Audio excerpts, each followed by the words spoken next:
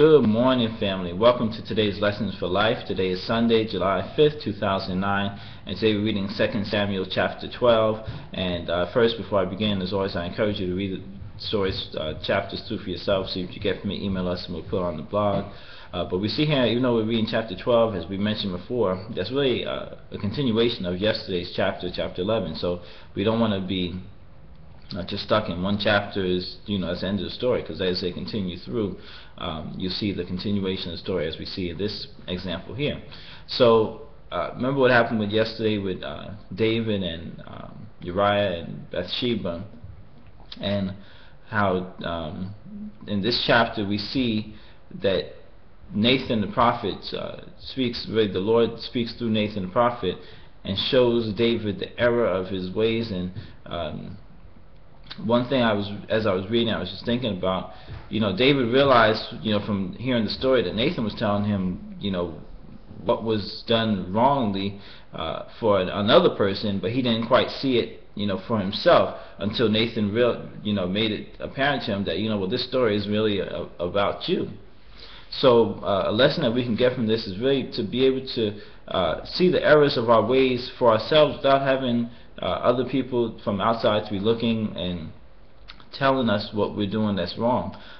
That's a subject or a series that we've been speaking on at the temple, healing the errors of our living. So like, for instance, David did this thing, and I guess he didn't really quite see the error of his ways until Nathan explained in a different scenario, told him a story, and then David said, well, this man should be put to death or whatever. But really, that was what David had done. So for us, what we need to be able to do is see the errors of our ways. I mean, it doesn't have to be as drastic, of course, as what David did, but just the different things that we do incorrectly on a daily basis, which we could be like David. We don't realize that these things are incorrect, or these things are wrong, or these things are bringing about negative results in our life.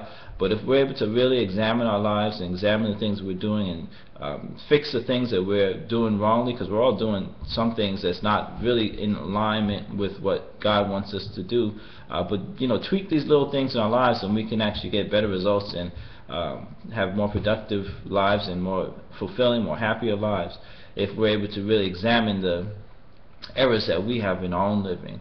And that's one thing I got from reading it. And another thing, as we go even towards the end of the chapter, was just, even though David had done this thing with Bathsheba, and you see that their child ends up dying, but then after that they have another child together, which goes on, which is Solomon. So even after there was this thing that was displeasing to the Lord, Solomon came out of their union. And the lesson we can get for that is that no matter what the situation or mess that there can still be something good that comes out of a bad situation. Alright, so there can still be something good that comes out of a bad situation. No matter what the situation is, something good can still come out of it. And that's really what I got from reading this chapter. There's other stuff, like I said, I want you to read it for yourself. But with that, create yourself a wonderfully blessed day today, and we'll talk again tomorrow.